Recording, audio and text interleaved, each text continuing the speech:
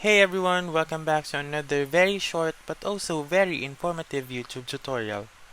In this video, I am going to teach you how to fix Wi-Fi or Bluetooth not working on iPhone.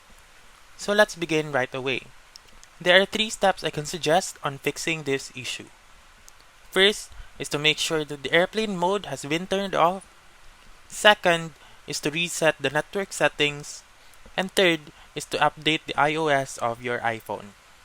For the first step, you just simply go to your control center and turn off airplane mode.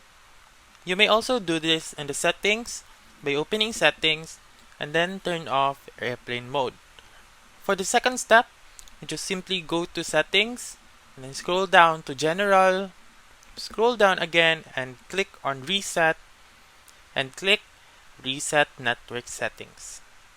For the third step, you may go to settings, scroll down to general, open software update, and then make sure to update your iOS. After doing 1 or 3 of the suggested steps I have given, your problem should now be fixed.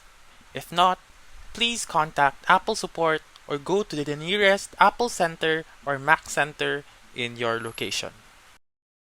So that's all for this video. Let me know in the comments section if this works out for you.